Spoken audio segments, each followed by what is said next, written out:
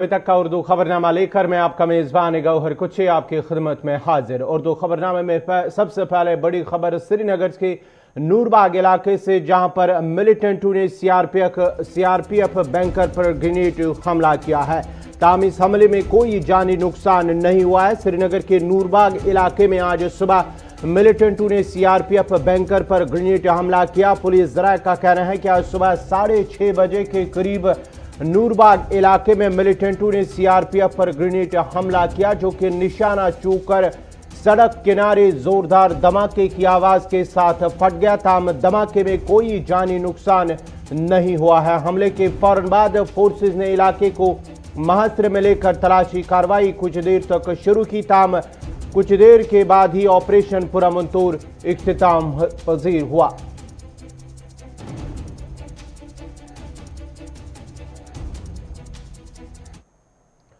इधर किसानों के हवाले से बड़ी खबर, जहां 16वें रोज आज किसानों का एहतजाज दिल्ली हरियाणा बॉर्डर पर लगातार जारी है और आज माना जाता है कि सिंघो बॉर्डर पर 2 बजे के करीब किसानों की मीटिंग हो रही है। इस सिलसिले में लगातार जारी कवानीन के खिलाफ दिल्ली हरियाणा सरहद पर किसानों का एहतजाज आज 16वें रोज में दाखिल हुआ है। सरकार और किसानों के दरमियान 5 मराहिल के दौरान हुई बातचीत जहां पहले ही बेनतीजा साबित हुई, जबकि सरकार की जानिब से किसानों के सामने रखी गई तजवीज़ भी किसानों ने मुस्तरद कर दी। वहीं पर ज़राअत के वजीर नरेंद्र सिंह तोमर ने कल किसानों को बातचीत की पेशकश भी की है। ताहम माना जाता है कि अब 2 बजे के करीब सिंघू बॉर्डर पर किसानों की मीटिंग होगी।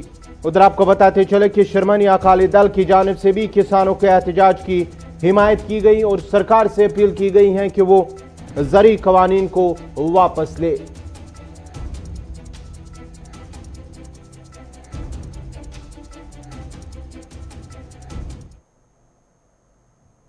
हमारे कृषि मंत्री धन्यवाद हम दे रहे हैं इस बात का कि उन्होंने इस बात को दर्शाया है, परंतु इसमें ज़्यादा बड़ा मुद्दा नहीं है। जो बिल इन्होंने पास किए हैं, 3 विधेयक पास किए हैं, उन्हें तो वापस ले हर हालत में। और हमारी जो एमएसपी है उसे ये लागू कर दें। भाई जहाँ गन्ने तक का दाम नहीं, भाव नहीं, पैसा नहीं, क्या करेगा किसान? धान इसका हम एमएसपी इसलिए लागू करवा रहे हैं इनसे कि आज एमएसपी होती तो बीच के जो बिचौलिए हमारे धान को लूट कर ले गए, 800 रुपये में, 1200 रुपये में, 1300 रुपये में धान बिक गया। बासमती को कह दी इसमें रिकवरी नहीं आ रही और गन्ने का कोई दाम आज तक नहीं, भाव भी नहीं आज तक। तो आखिर किसान क्या करेगा? सड़क पर ही आएगा। और जैसे क्या अभी आप कह रहे हैं कि मंत्रियों का घेराव करेंगे, हमारे बीच के तो मंत्री हैं, हमने तो वोट दिया हो ना, क्यों टकराव करेंगे वो हमसे? हम उनसे पूछेंगे, सही तुमने कल क्या वायदे करे थे? पूछो आप प्रधानमंत्री जी से जाएगा, भाई वो लोग सांसद एमएलए का घेराव करेंगे। हाँ, जो हमारे राष्ट्रीय स्तर से जो तय होगा, जो हमारी कमेटी बनी है उसके स्तर से जो तय होगा, उसका हम शायद दिल से जो है पालन करेंगे। हम 4 कदम बढ़ने को तैयार हैं, केवल 2 ही काम करते हैं हमारे। हमें जो भय है ये लिखित में क्यों दे रहे हैं उसे? भाई आज ये मंत्री हैं, कल को नहीं हुए उसका कानून बना दे, सीधी बात है। भाई उसका भी जैसे ये विधेयक पास कर दिया ऐसे उसे कर दो संसद में। हमारे नेता भी तो ये की बात कह रहे हैं कि उसमें गारंटी शब्द नहीं जुड़ा है, उसमें लिखित वाली भाषा भी शुद्ध नहीं हुई है। तो जब तक ये किसान अपने उसमें है, जो किसान खेत का मतलब पेट चीर कर देश का पेट भरता हो, ये अन्नदाता है। मैंने कही नहीं, पूरे भारत की आत्मा आज दिल्ली में है और इन्हें विश्वास है कि हम दिल्ली जाने में देश के प्रधानमंत्री बात को सुनेंगे किसान के। तो हम फिर बार बार कह रहे हैं कि उनकी मन की बात जैसे हमने सुनी है, आज जन की बात देश के प्रधानमंत्री सुने और जो समस्या किसान की है, कृषि अध्यादेश की, इसे पूरा करें, किसान हित में करें। जी, हमारी मुख्य मांग है। हमारे साथ में और भी हमारे साथी हैं, वीरेंद्र सिंह हैं, डॉक्टर मनोज सिंह हैं, तो इनकी बात भी आप सुने। तो अपनी बात यही है कि उसे आचरण में उतार लें प्रधानमंत्री और इस काम को पूरा करें। हाँ, हम ये कह रहे हैं विश्वास के साथ, जब वो बैठेंगे, वो अपनी अध्यक्षता में बैठक बुलाएंगे इस किसान की, तो बात निपटेगी जरूर, हम विश्वास है। कल की हमारा जो राष्ट्रीय आह्वान हुआ है, जो एक वृक्ष था महात्मा टिकैत, विश्व के बेताज बादशाह हिंदुस्तान के, एक वृक्ष था बड़ा, उसमें से तमाम फल आया, उसमें फल में से पौधे अंकुर हुए। आज तमाम 40-42 लोग यहाँ काम कर रहे हैं और पंजाब हरियाणा बेचारा बॉर्डर पे सब लोग डटे हुए हैं। तो सबका नेता मान लिया टिकैत जी को। तो हमारा मतलब केवल ये है कि कल वो टोल की बात है तो जिस क्षेत्र में जहाँ टोल है वहाँ लोग उसमें रहेंगे। 14 तारीख में पूरा मतलब मुख्यालयों पर एक ज्ञापन देने की बात हुई है। ये भी एक राष्ट्रीय कमेटी में तय हुआ है। तो इसलिए देश के प्रधानमंत्री को कोई काम आगे नहीं छोड़ना है, स्वयं वो इस चीज़ को अपनी अध्यक्षता में निपटवाएं। उधर पंजाब और दीगर कई शहरों से आए हुए किसान जहां दिल्ली हरियाणा बॉर्डर पर ज़री कवानीन के खिलाफ एहतजाज कर रहे हैं, वहीं पर हजारों खवातीन इस तहरीक के दौरान काश्तकारी में मसरूफ नजर आ रही हैं। पंजाब, राजस्थान, हरियाणा और उत्तर प्रदेश समेत मुल्क की तमाम रियासतों में खवातीन काश्तकारी कर रही हैं, जिनके बकौल किसानों की एक कसीर तादाद ज़री कवानीन के खिलाफ सरापा एहतजाज है और वो भी इस तहरीक का भरपूर साथ दे रहे हैं। उन खवातीन के मुताबिक अगर वो किसान तहरीक में हिस्सा नहीं ले पाई हैं, ताम निज़ाम जिंदगी चलाने के साथ साथ मरकजी हुकूमत के खिलाफ जदोजहद में वो पेश हैं।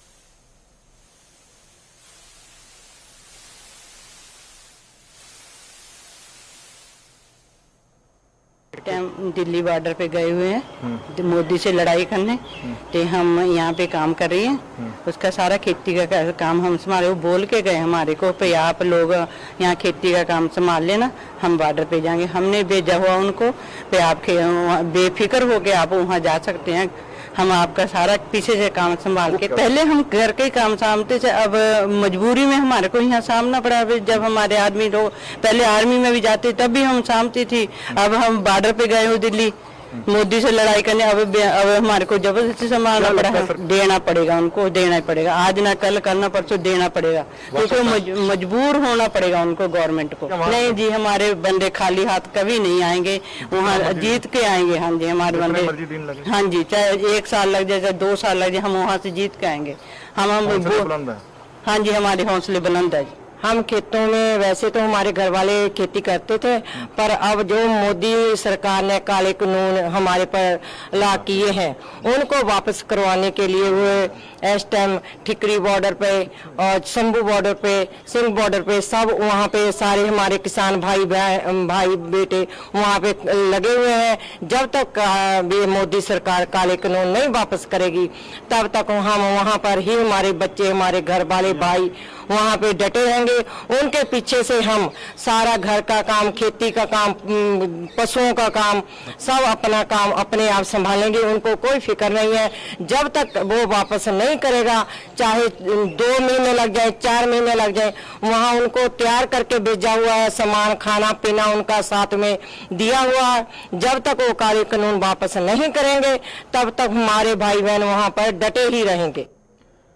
जम्मू कश्मीर के हवाले से, तालिब इल्मों के हवाले से अब बड़ी खबर है कि जम्मू कश्मीर के जो तालिब इल्म जामिया यूनिवर्सिटी में दाखिला लेने के लिए हवाले से जिन्हें इम्तिहानात लेने हैं, इस सिलसिले में साबिक वज़ीर आला महबूबा मुफ्ती और साथ ही साथ PDP सदर महबूबा मुफ्ती ने ट्वीट करते हुए जामिया यूनिवर्सिटी की इंतजामिया से अपील की है कि जो ऑनलाइन मोड इम्तिहानात लेने हैं, इस सिलसिले में बाज़ाब्ता तौर पर उनसे अपील की गई है कि वो कोई दूसरा ऑप्शन इस हवाले से जम्मू कश्मीर के तालिब इल्मों को दे, ताकि वो, क्योंकि जम्मू कश्मीर के अंदर जिस तरह से इंटरनेट खदमात की मुअत्तली या 4G इंटरनेट की मुअत्तली के हवाले से जो है, जिससे तालिब इल्मों को मुश्किलात हो रहे हैं ऑनलाइन एग्ज़ाम के हवाले से, इस सिलसिले में महबूबा मुफ्ती ने जामिया यूनिवर्सिटी हुकाम से अपील की है कि वो कोई दूसरा ऑप्शन इस हवाले से जम्मू कश्मीर के तालिब इल्मों को दे, ताकि उनका साल जो है ज़ाया ना हो और साथ ही साथ वो इस इम्तिहानात में शिरकत कर सके। जहाँ जामिया यूनिवर्सिटी की जानिब से जो इम्तिहानात है वो ऑनलाइन मोड के हवाले से लिए जाना था, ताहम इस सिलसिले में जम्मू कश्मीर के तालिब इल्मों को मुश्किलात होगी, क्योंकि इंटरनेट वहाँ पर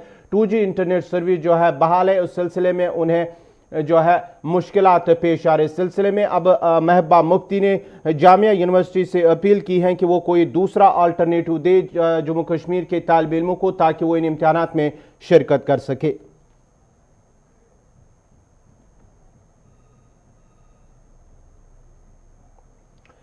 अब अमेरिका के हवाले से अमेरिकी सदर डोनाल्ड ट्रंप ने ऐलान किया है कि मराकश हालिया दिनों में इसराइल को तस्लीम करने वाला चौथा अरब मुल्क बन गया। अमेरिकी सदर ने समाजी राब्ते की वेबसाइट ट्विटर पर कहा कि इसराइल और मराकश के दरमियान सफारती ताल्लुकात कायम करने पर इत्तेफाक हो गया है, जो मशरिक वस्ता में क़याम अमन में एक अहम पेशरफ्त है।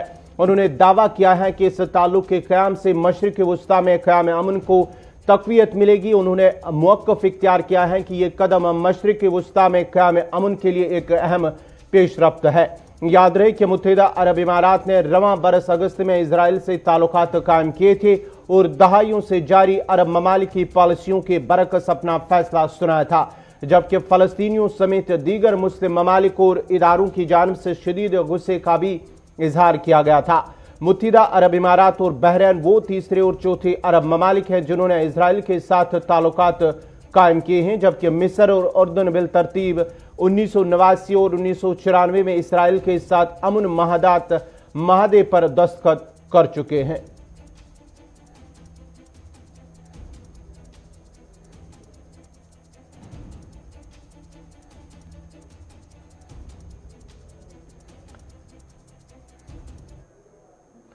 आलमी वबा कोरोना वायरस का कहर दुनिया भर में लगातार जारी और पिछले 24 घंटों के दौरान मुल्क भर में कोरोना वायरस के 29,398 नए मस्बत मामले सामने आए हैं, जबकि वायरस से मजीद 414 अफराद की मौत भी वाक़या हुई है, जिसके साथ ही मुल्क भर में कोरोना वायरस से मुतासरीन की तादाद 97,96,770 पहुंच गई है और वायरस से मरने वालों की तादाद 1,42,186 पहुंच गई है। उधर जम्मू कश्मीर में भी पिछले 24 घंटों के दौरान 25,000 से ज्यादा टेस्ट किए गए हैं, जिस दौरान 366 अफराद की रिपोर्टें मस्बत आई, जिनमें 196 वादी कश्मीर से जबकि 170 जम्मू सूबे से ताल्लुक रखते हैं और इस तरह मुतासरीन की मजमूई तादाद 1,14,773 हो गई, जबकि गुज़श्ता 24 घंटों में मजीद 8 अफराद की मौत के साथ ही महलूकून की तादाद 1775 पहुंच गई है।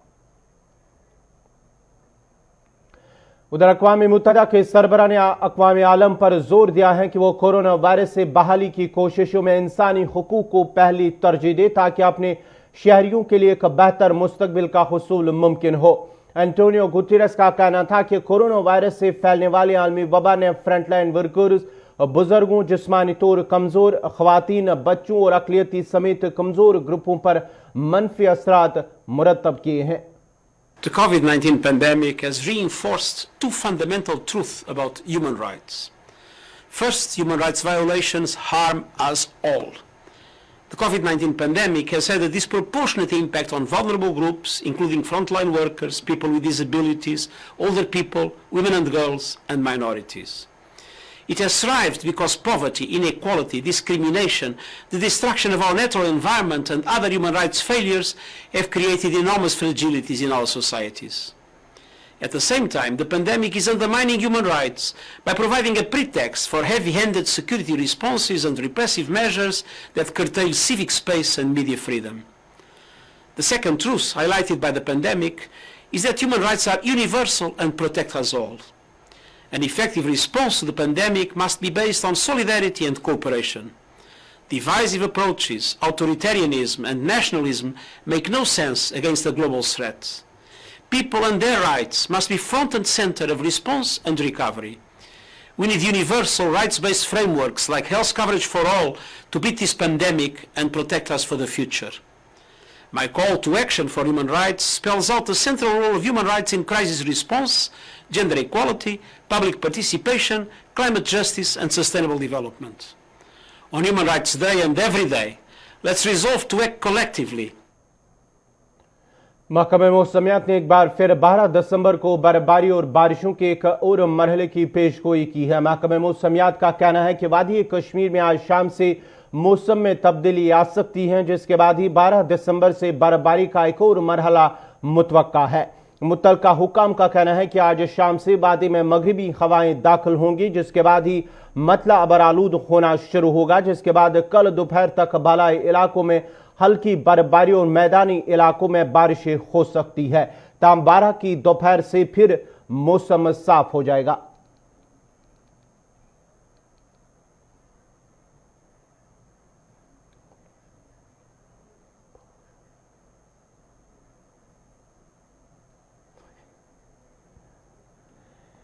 दिल्ली में ठंड के साथ अब भी फिजाई आलूदगी की वजह से आम लोगों को मुश्किलात का सामना करना पड़ता है और अगरचे दिल्ली हुकूमत ने कई अहम इकदाम भी उठाए हैं, ताम आज भी दिल्ली में फिजाई आलूदगी बढ़ रही हैं, जिस पर लोगों ने हुकूमत से अपील की है कि वो ऐसे मौसर इकदाम उठाए ताकि आवाम की मुश्किलात दूर हो सके। लोगों का कहना है कि बढ़ती फिजाई आलूदगी की वजह से एलर्जी और दीगर सांस की बीमारियों में मुब्तला मरीजों को मुश्किलात का सामना करना पड़ता है। एंड में चल रहे हैं और जैसे कि वेदर चेंज हो रहा है, हम सभी को पता है यहाँ पर कि पोल्यूशन कितना एक इशू रहा है दिल्ली वालों के लिए। एज ए दिल्ली सिटीजन्स हम लोग यही कोशिश करते हैं कि कम से कम पोल्यूशन करें, बट हाँ जैसा कि वेदर चेंज हो रहा है, बच्चे बूढ़े सभी को सांसों की दिक्कत आती है। हमें कोशिश करनी चाहिए कि कम से कम व्हीकल यूज़ करें और जितना हो सके व्हीकलों को अवॉइड करके पब्लिक ट्रांसपोर्ट को यूज़ करा जाए। और ये हमारी इनिशिएट है, गवर्नमेंट अपनी पॉलिसीज़ बना रही है बट वो पूरी तरह इम्प्लीमेंट नहीं हो पा रही। ये हमारा भी एज ए सिटीजन ये कर्तव्य है कि हमें इसे फॉलो करना चाहिए। सर शारीरिक तौर पर सांस की प्रॉब्लम कॉमन है, मास्क लगाने के बाद बहुत ज़्यादा ये इशू बढ़ा हुआ है। अभी हाल फिलहाल में मैंने भी काफ़ी नोटिस किया हुआ है, लोगों को सांस से रिलेटेड और शरीर से रिलेटेड दिक्कतें आ रही हैं। लोगों को साइलेंट अटैक बहुत आ रहा है, मास्क लगाने की वजह से पूरी ब्रीदिंग नहीं हो पा रही। और जैसे कि सबको पता है लोग डर के मारे ज़्यादा मास्क पहन रहे हैं। ये चाहे आप चलान का डर ले लीजिए या ब्रीदिंग या पॉल्यूशन की वजह से मास्क का ले लीजिए, मास्क पहनने के फ़ायदे हैं तो उसके नुकसान भी है। हाँ, इस पर मैं यही कहना चाहूँगा, विजिबिलिटी तो पॉल्यूशन तो है ही और इसका कारण सिर्फ हम ही हैं क्योंकि हम लोगों ने अपनी ज़रूरतें इससे ज़्यादा कर रखी है। हर घर में 4-4 व्हीकल हैं, 4 लोग चलाने वाले हैं तो चारों व्हीकल चलते हैं। तो ये initiate as a Delhi citizens हम लोग को सोचना चाहिए कि हम कम से कम व्हीकल यूज़ करें और ज़्यादा से ज़्यादा उस चीज़ को इनिशिएट करें पब्लिक में। दिल्ली में पॉल्यूशन निरंतर बढ़ता जाता है। हर साल जो है कहा जाता है हम यहाँ पे एक सिस्टम बैठा रहे हैं आनंद विहार में, तो पूर्वी दिल्ली में कोई सिस्टम बैठा रहा है जिससे कि पॉल्यूशन कम होगा, लेकिन पॉल्यूशन कम होने का नाम नहीं ले रहा है। दिन ब दिन बढ़ता जा रहा है, 400-600 क्यूसेक तक ये पॉल्यूशन जो है बना रहता है निरंतर। ठीक है ना, हम लोग मास्क लगा के चलें तो कोरोना के कारण चलो मास्क से थोड़ा बचाव हो रहा है, लेकिन फिर भी लोगों में देखिए अस्थमा की समस्या, श्वास रोग की समस्या, आँख में जलन, कई ऐसी समस्याएं हैं जो पोल्यूशन के कारण निरंतर बनती जा रही है। इसीलिए आपसे अनुरोध है कि इन्वायरमेंट मिनिस्ट्री को थोड़ा सख्त होना पड़ेगा इसमें पोल्यूशन के लिए। अब कई गाड़ियां ऐसी है जिसका पोल्यूशन ठीक तरह से चेक नहीं होता है, जिसमें धुआं निरंतर बढ़ता जा रहा है। सिर्फ पैसे के लिए वाहन चेकिंग होता है और उसको छोड़ दिया जाता है, तो ठीक ढंग से पोल्यूशन भी चेकिंग नहीं हो पा रहा है। कई ऐसी जगह है आप देखो कि कहीं धुआं इस तरह से उठा रहा है, आप चलते रास्ते में देखो ना कोई निगम का गाड़ी, कोई आग लगा देता है, कोई धुआं लगा देता है। तो इस तरह का समस्या जो है दिल्ली में बनता रहता है। तो इसमें जो दोनों सरकार है, राज्य सरकार और केंद्र सरकार, दोनों को सोचना चाहिए कि कैसे इस समस्या को हम समस्या से निजात पाएँ, ताकि जो है आम जनमानस में जो ये बीमारी फैल रहा है, अस्थमा, श्वास रोग, एलर्जी का, कई ऐसी बीमारी, गंभीर बीमारियां जो पोल्यूशन से होता है। इसीलिए आपके माध्यम से कहना चाहेंगे भाई इसको रोकने का कार्य जो है अच्छी तरह से किया जाए। मुल्क में एक तरफ कोरोना वायरस का कहर जारी है, वहीं दूसरी तरफ तेल की कीमतों में इजाफे के साथ ही आवाम को मुश्किलात का सामना करना पड़ता है, जिसकी वजह से आवाम परेशानी में है। गाड़ी चलाने वालों का कहना है कि इस मुश्किल हाल में क्या करें, जबकि इनकी जेब में पैसे नहीं और महंगाई है कि बढ़ती ही जा रही है। लोगों का कहना है कि एक तरफ जहां मरकजी सरकार बेरोजगारी, भूखमरी पर काबू पाने में नाकाम है, वहीं लगातार पेट्रोल डीजल की कीमतों में इजाफा करके वो आम लोगों पर मजीद बोझ क्यों डाल रही है।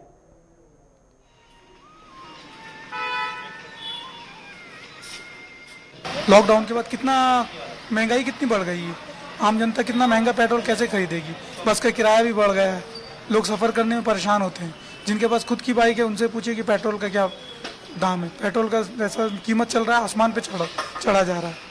कुछ दिनों के बाद ये पेट्रोल पंप पे थोड़ी ना बिकेगा, वो सोनार की दुकानों पे मिलेगा आपको पैकेट में करके। इतना महंगाई बढ़ गया है। बजट पे असर पड़ेगा ही। गृहिणी को तो हर महीने का बजट बना के चलना पड़ता है ना। अभी महीने के 20,000 खर्च होते थे, अब 30 होंगे, चल ही रहा है। और उसके खिलाफ अभियान होना चाहिए, पेट्रोल के खिलाफ तो, और ऑब्जेक्शन ज़रूर उठाना चाहिए, क्योंकि मिडिल क्लास ही सर्वाइव नहीं कर सकता। सबसे पहले तो ये कहूँगा, अगर इतनी महंगाई पेट्रोल में बढ़ाते रहेंगे ना, तो हम जैसे लोगों का होगा क्या। वही आमदनी अठन्नी, खर्चा रुपया। और आज भी पेट्रोल इतना महंगा कर रहे हैं, वो 100 रुपये तो टच करेंगे ही।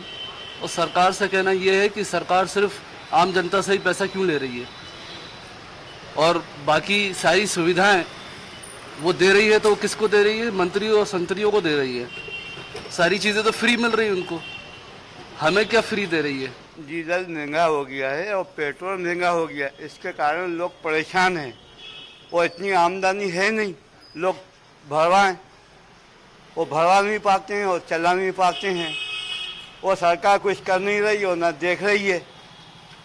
सरकार तो ये कहती है पेट्रोल सस्ता है, लोग गरीब हो गए हैं कोरोना में, इसके कारण पेट्रोल महंगा है। जम्मू कश्मीर में डीडीसी इंतखाबात के जहां 5 मराहिल मुकम्मल हो चुके हैं, जिस दौरान तकरीबन 50% लोगों ने अपने हकरादही का इस्तेमाल किया, वही अवाम का मानना है कि डीडीसी इंतखाबात के बाद बदलाव देखने को मिलेगा और अवाम के मसाइल का हल हो सकता है। हमारे नुमाइंदे ऋषि खजूरिया ने अवाम से बात की, उन्होंने क्या कुछ कहा तो देखते हैं। ऋषि जी देखो कि ये तो मतलब कि 70 साल में JNK में पहली बार हो रहा है कि जो DDC की इलेक्शन हुई है जहाँ पे, तो मतलब कि अगर इलेक्शन हो रही है तो हमने मतलब कि जो अपना कैंडिडेट चुन रहे हैं, जिसको हमने मतलब कि अपना कीमती वोट दिया, हम यही चाहते हैं जो हमारी मतलब कि लोकल्स मतलब प्रॉब्लम्स है, जैसे रोड का हो गया इशू हो गया, पानी का इशू हो गया, जो मतलब जहाँ पे डेवलपमेंट होनी चाहिए, तो काफी खुशी है कि मोदी जी ने जो स्टेप उठाया कि 370 टूटने के बाद आज 70 साल के बाद JNK में DDC की इलेक्शन हुई है, तो इसमें हमारे जो हम कैंडिडेट चुन रहे हैं वो खरे उतरे इसमें। लेकिन मैं जानूंगा कि जिस तरह से पिछले दौर में आपने कई इलेक्शंस होते हुए देखे, आपने कई बार अपना वोट कास्ट किया है, क्या आपको लगता है कि जिस प्रत्याशी को या जिस भी नुमाइंदों का वोट डालते हैं वो दोबारा आपकी सुध लेने कभी आता हो वक्त पर? देखो पहले तो ऐसा हुआ भी है 1-2 बार कि हमने जब वोटिंग की है तो जो हमारे चुने गए अच्छे जो लोग थे, जो बने हैं कैंडिडेट बने हैं, तो उन्होंने काफी सारी प्रॉब्लमें हमारी हल की है, लेकिन हालांकि वो वैसा नहीं कर पाए जैसा हम चाहते हैं। लेकिन अब ये जो DDC की मतलब एक लोकल है कि मतलब कि हमारे गांव से निकल रहे हैं, कि मतलब क्या होता था पहले MLA को पकड़ना था, अभी जो कि हमारे गाँव से निकल रहे हैं। ये DDC क्या मतलब कि आपने अपने एक मतलब की मुखिया चुनना है अपने गाँव में। शायद कहीं ना कहीं ऐसा लग रहा है हमें कि इस बार हालात चेंज होंगे और वो हमारी काफी सारी मददें करेंगे, हमारी जो रिक्वायरमेंट है वो पूरी करेंगे। तो हमने इसलिए हमें लगा कि इस बंदे को हम अगर अपना वोट दें तो ये हमारी प्रॉब्लम हल कर सकते हैं, तो इसलिए हमने अपने पसंदीदा को वोट दिया है। युवा होने के नाते क्या उम्मीद है कि युवाओं के कौन कौन से मुद्दे जो वो हल हो सकते हैं? देखिए मैं तो यही चाहता हूँ कि जैसे हमें जहाँ पे कोचिंग, स्पोर्ट्स कोचिंग JNK में काफी ज्यादा जो कि बैकवर्ड चीज मानी जाती है कि मतलब स्पोर्ट्स की कहीं भी हेल्प नहीं है, तो हमारे जहाँ पे काफी सारे मतलब कि जो ग्राउंड्स हैं उनको अगर डेवलप किया जाए तो मतलब कि जो युवा है उनको प्लेटफॉर्म देने की दरकार। हाँ बिल्कुल बिल्कुल, कि स्पोर्ट्स पे ज्यादा फोकस दिया जाए। जो नशा करते हैं आजकल की युवा पीढ़ी नशे की तरफ ज्यादा मतलब कि जा रही है, उसको वहां से हटा के इनको मतलब खेलों में इंटरेस्ट। जी जी सर, जी यानी उम्मीदें हैं आपको? हाँ सर, फुल उम्मीदें हैं। चलिए मैं आपसे भी जानना चाहूंगा क्या उम्मीदें हैं इस चुनाव से, जो कि पहली बार ये जम्मू कश्मीर यूटी में होने जा रहे हैं DDC के चुनाव। ऋषि जी यहाँ पे तो हमें जो इलेक्शन करवाई जा रही है, जो DDC इलेक्शन की है, तो काफ़ी उम्मीदें हैं यहाँ पे हमें। जो कैंडिडेट खड़े हुए हैं, तो हमारा ये मानना यही है कि जो हमारा जो कैंडिडेट है वो जीत कर आगे आए और हमारी मदद करे। तो मदद हमारी इस तरह की है कि हमारे कोई रोड की फैसिलिटी चाहिए, रोड फैसिलिटी है, जैसे कोई लाइट्स की प्रॉब्लम है, जैसे कोई हमारे हॉस्पिटल हैं, तो जैसे हमारे ग्राउंड्स ऐसे पड़े हुए हैं, तो हमें बस यही उनसे उम्मीद है कि हमारी ये उम्मीदों पे खरा उतरें और बस। यानी आप मानते हैं कि कहीं ना कहीं युवाओं की अनदेखी हो रही है और आज उम्मीदें हैं कि ये चुनाव जीतकर जो भी प्रत्याशी आएंगे वो युवाओं की ओर ध्यान देंगे?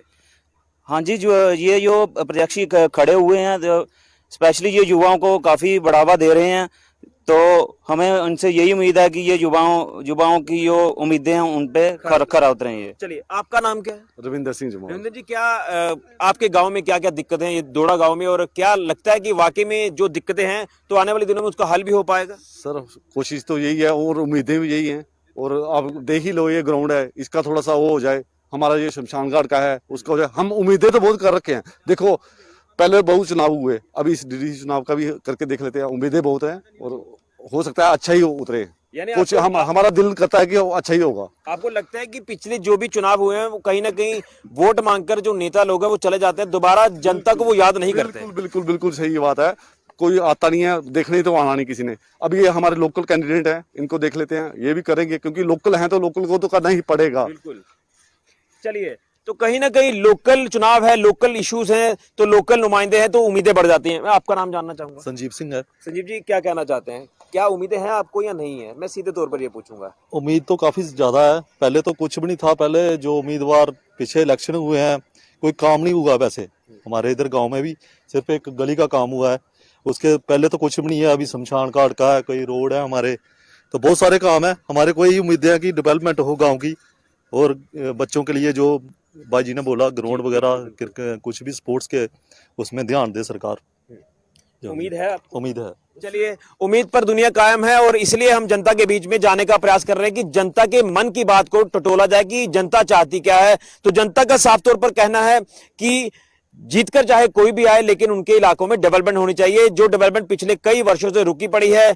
नुमाइंदे प्रत्याशी आते हैं, वोट लेकर चले जाते हैं, फिर जनता को वो दोबारा याद नहीं करते। लेकिन उम्मीदें हैं कि पहली बार ये जम्मू कश्मीर यूटी में चुनाव हो रहा है डीडीसी का, 70 साल के बाद, धारा 370 को तोड़ने के बाद, तो उम्मीदें बढ़ जाती हैं कि लोकल चुनाव है, लोकल इश्यूज है, और लोकल नुमाइंदे जीत कर आएंगे तो वो इनके कामों को जरूर पूरा करेंगे और युवाओं की ओर भी ध्यान देंगे, क्योंकि युवाओं को कहीं ना कहीं दरकिनार किया जाता है और किया भी जा रहा है। तो उम्मीदें जनता की इन डीडीसी के चुनावों से काफी ज्यादा बढ़ जाती हैं। लेकिन देखना यह है कि कौन जीतकर आता है और कौन इनके इलाकों में डेवलपमेंट के कार्यों को पूरा करते हैं। तो ये थी जनता की राय गांव जोड़ा से फिलहाल के लिए।